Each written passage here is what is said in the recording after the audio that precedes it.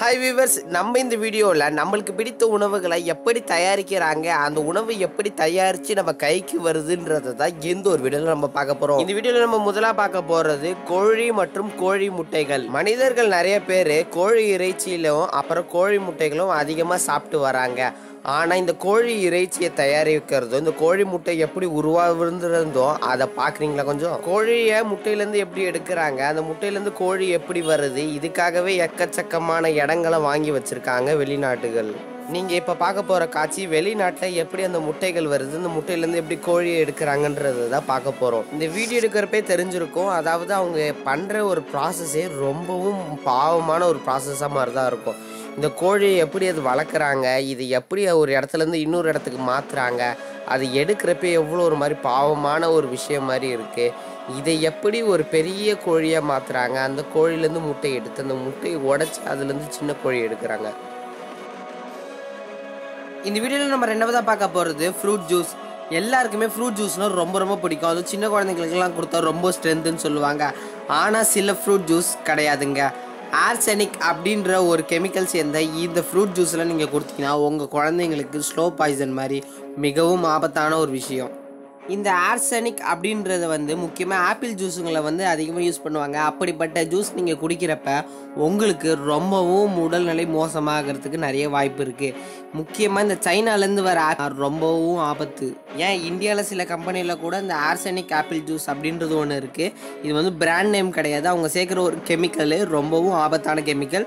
இது ரொம்ப குழந்தைங்களுக்கெல்லாம் நீங்கள் தெம்பு ஆப்பிள் ஜூஸ் குடித்தா ரொம்ப ஸ்ட்ரென்த்து நினச்சி கொடுத்தீங்கன்னா அது கிட்டத்தட்ட ஸ்லோ பாய்சன் மாதிரி அவங்கள கொல்றதுக்கு நிறைய வாய்ப்பு இருக்குது. அதனால் முடிஞ்ச வரைக்கும் ஆர்செனிக் அப்படின்னா என்னன்றதை கூகுளில் சர்ச் பண்ணி பார்த்துட்டு அப்புறமா நீங்கள் அந்த ஜூஸை குடிக்கிறது ரொம்பவும் நல்லது. நான் சொன்ன இன்ஃபர்மேஷன் உங்களுக்கு ரொம்ப யூஸ்ஃபுல்லாக இருந்தால் இந்த சேனலை சப்ஸ்கிரைப் பண்ணிவிடுங்க. அதே மாதிரி யாருக்கெல்லாம் ஐஸ்கிரீம் பிடிக்குமோ அவங்க இந்த வீடியோக்கு ஒரு கமெண்ட் ஐ லவ் ஐஸ்கிரீம் அப்படின்னு கமெண்ட் பண்ணிவிடுங்க. இந்த வீடியோவில் நம்ம மூணாவதாக பார்க்க போகிறது யாருக்கெல்லாம் ஐஸ்கிரீம் ரொம்ப பிடிக்குமோ அவங்க இந்த வெண்ணிலா ஐஸ்கிரீமு கன்ஃபார்ம் சாப்பிட்ருப்பீங்க. அப்படி அந்த வெண்ணிலா ஐஸ்கிரீமில் எக்கச்சக்கமான மேலே அந்த டாப்பிங்ஸு, அந்த நட்ஸு, நியூட்ரலா, அப்புறம் இந்த சாக்கோ நட்ஸு, கொக்கோ நட்ஸு, அப்புறம் இந்த கோன்லாம் வச்சு அழகாக சூப்பராக தருவாங்க. அப்படிப்பட்ட அந்த வெண்ணிலா ஐஸ்கிரீமில் பீவர் அப்படின்ற எலி மாதிரியே இருக்கிற ஒரு உயிரினத்திலிருந்து உள்ளே இருந்து ஒரு பாகங்களை எடுத்து தான் இந்த ஒரு ஐஸ்கிரீமுக்கான ஒரு சின்ன எசன்ஸை தயாரிக்கிறாங்களாம். நான் சொல்கிறது ஃபுல்லாகவே அந்த பாகத்துலேருந்து எடுத்து அந்த ஐஸ்கிரீமை தயாரிக்கலை. இந்த ஐஸ்கிரீமில் வெண்ணிலா ஃப்ளேவரோட அந்த வெண்ணிலா எசன்ஸ்னு ஒன்று இருக்குல்ல, அந்த வெண்ணிலா எசன்ஸுக்கான ஒரு சோர்ஸை இந்த பீவர் அப்படின்ற ஒரு சின்ன எலி மாதிரி இருக்கிற இதிலேருந்து உடல் பாகத்துலேருந்து ஒன்று எடுக்கிறாங்களாம். அது எடுத்து பண்ணால் தான் ஏதோ ஒன்று வருமா, அதுக்கப்புறம் தான் இந்த ஒரு வெண்ணிலா ஒரு டேஸ்ட்டுக்கு ஒரு ரெடி பண்ணி நம்மளுக்கு தராங்க. ஆனால் இது எங்கே அதிகமாக இருக்குன்னு பார்த்தீங்கன்னா வெளிநாட்டில் தாங்க அதிகமாக இருக்குன்றாங்க. இங்கே இந்தியாவிலலாம் பார்த்தீங்கன்னா இந்த மாதிரி கிடையாது. அவங்களே டூப்ளிகேட் தான் இந்தியாவிலே விற்பாங்க. அப்படிப்பட்ட டூப்ளிகேட்னா அப்போ இதெல்லாம் எதுவும் சேர்க்க மாட்டாங்க, வெறும் டேஸ்ட்டுக்காக எசன்ஸ் மட்டும் தான் சேர்ப்பாங்க. இது பார்த்தீங்கன்னா ஒரிஜினாலிட்டி ஆஃப் வெண்ணிலா ஐஸ்கிரீமில் மட்டும் தான் செய்வாங்களா. இது கிடைக்கிறதே உங்களுக்கு ரொம்ப ரேராக தான் கிடைக்கும். இந்த வீடியோவில் நம்ம நாலாவதாக பார்க்க போகிறது ஹனி. அதாவது எல்லாருக்குமே இந்த உலகத்தில் ஹனின்றது ரொம்ப ரொம்ப பிடிச்சிருக்கும். அது விலங்குகளாக இருந்தாலும் சரி, மனிதர்களாக இருந்தாலும் சரி.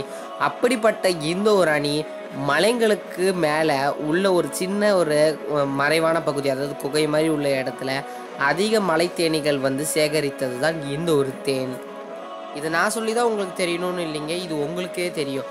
ஆனால் இதுலேயும் நிறைய ஃப்ராடு வேலை, சீட்டிங் வேலை பண்ணுறாங்க. Original honey, duplicate honey. இந்த ஹனியை எப்படி எடுக்கிறாங்கன்றதை பார்த்தீங்களா?